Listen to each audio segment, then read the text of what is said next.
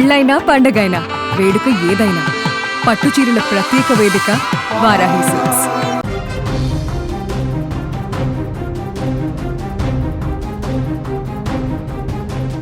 Dragon కంట్రీని ఓ భారీ తుఫాను వణికించేస్తోంది. ఇప్పటిదాకా మనం విన్న ప్రళయాల ఒకెత్తైతే ఇప్పుడు అక్కడ విరుచుకుపడినటువంటి డాల్ఫిన్ తుఫాన్ సృష్టించినటువంటి విధ్వంసం మరొక ఎత్తు.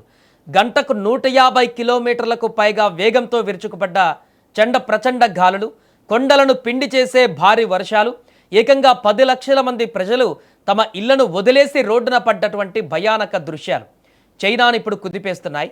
చైనా ఆర్థిక రాజధాని, ప్రపంచంలోనే అత్యంత ఆధునిక నగరమైన షాంఘై నిమిషాల వ్యవధిలో సముద్రంగా మారిపోయింది. గత 150 ఏళ్ల చరిత్రలోనే చూడని రికార్డు స్థాయి వర్షపాతంతో వందలాది వీధులు అక్కడ మునిగిపోయాయి.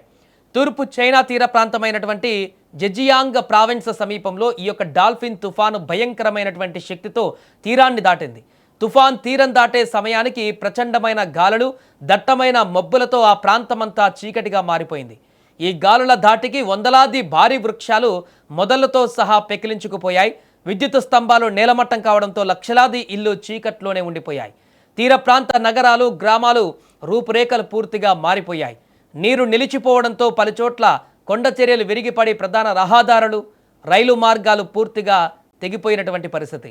ఈ తుఫాను సృష్టించిన బీభత్సంలో అత్యంత భయంకరమైనటువంటి ఘట్టం షాంఘై నగరం ఎదుర్కొన్నటువంటి వర్షపాతం. అవును, ఇక్కడ మనం చూస్తుంది నిజమే. వాతావరణ శాఖ రికార్డులను తిరగరాస్తూ గత 150 ఏళ్ల చరిత్రలోనే షాంఘైలో పడనంత భారీ వర్షం ఒక్క రోజులను కురిసింది. నగరంలో 100కు పైగా ప్రధాన వీధులు నదులను తలపించాయి. భూగర్భ మెట్రో స్టేషన్లలోకి, బిల్డింగ్ బేస్మెంట్లలోకి వరద నీరు పోటెత్తింది. దీంతో అధికారులు ప్రజలను ఇళ్లలోనే బందీలుగా ఉండాలని, అత్యవసరమైతే తప్ప బయటకు రావద్దంటూ హెచ్చరించారు. రవాణా వ్యవస్థ పూర్తిగా స్తంభించిపోయింది. షాంఘైలోని 2 ప్రధాన అంతర్జాతీయ విమానాశ్రయాలలో 1300కు పైగా విమాన సర్వీసులను రద్దు చేశారు. బుల్లెట్ రైళ్లు, సిటీ బస్సులు ఆగిపోయాయి. చైనాలోని ప్రముఖ థీమ్ పార్క్లైన డిస్నీల్యాండ్, లెగోల్యాండ్లను అధికారులు అత్యవసరంగా మూసివేశారు. జెజియాంగ్ ప్రావిన్స్లోనే కాకుండా పరిసర ప్రావిన్స్ల నుంచి మొత్తం 10 లక్షల మందికి పైగా ప్రజలను సురక్షిత ప్రాంతాలకు తరలించారు. ప్రమాదకరమైన కొండ చర్యల ప్రాంతాలు, తీర ప్రాంత ఇళ్లలో ఉన్నవారిని రిలీఫ్ క్యాంపులకు తరలించారు. 1500కు పైగా ఎమర్జెన్సీ షెల్టర్లలో వీరికి ఆహారం, వైద్య వసతులు కల్పిస్తున్నారు. జాతీయ విపత్తు నిర్వహణ బృందాలు రాత్రింబవళ్లు శ్రమిస్తూ వరదల్లో చిక్కుకున్న వేలాది మందిని ఇప్పుడు కాపాడుతున్నారు.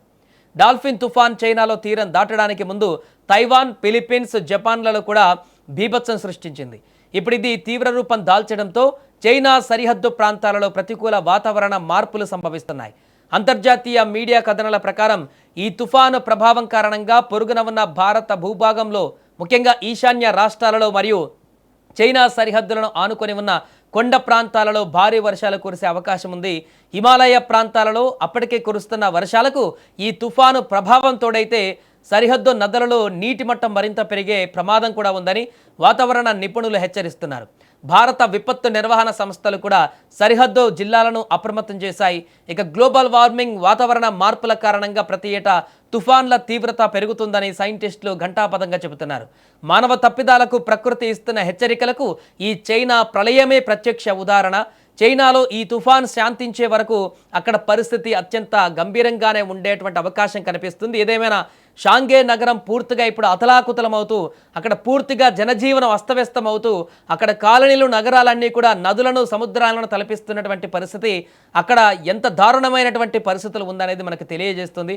ఏదేమైనా ఇంకా అక్కడ వర్షాలు నిరంతరాయంగా కురుస్తున్నాయి కాబట్టి మరికొన్ని గంటల్లో, మరికొన్ని రోజుల్లో అక్కడ ప్రకృతి ఇంకా ఎలాంటి ప్రకోపాన్ని చూపిస్తుంది అనేది ఆందోళనకరంగా మారింది.